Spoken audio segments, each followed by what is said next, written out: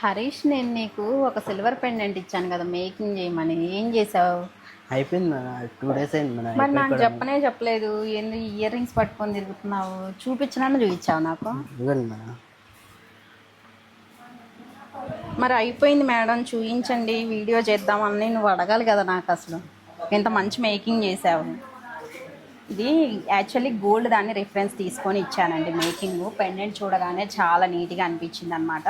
So అందుకని ఇలా చేయించున్నాను. మొత్తం కూడా కోరల్స్ అండ్ ఇలా గ్రీన్ బీడ్స్.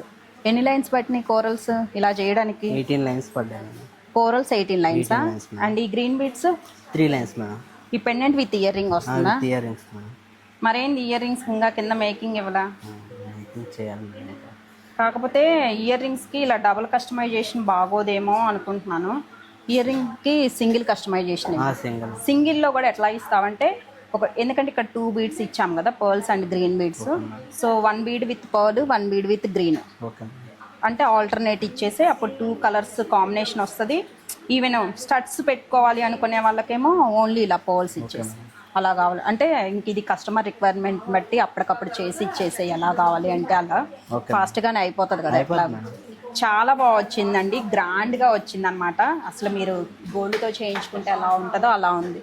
ఎంత అవుతుంది ఓవరాల్ ప్రైజింగ్ ఎంత ఇచ్చావు? 31,500. ఫుల్ సెట్టా? Full set madam. అదిరిపోయిందిగా ప్రైస్ కూడా.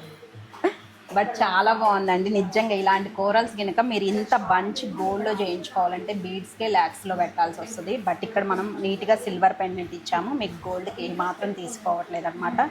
నాట్ ఓన్లీ దిస్, మీకు ఇంకా ఎలాంటి కస్టమైజేషన్స్ కావాలి అన్నా చేసిస్తాము. అలాంటి కస్టమైజేషన్స్ కోసం డెఫినెట్లీ మన స్టోర్ అయితే విజిట్ చేయండి.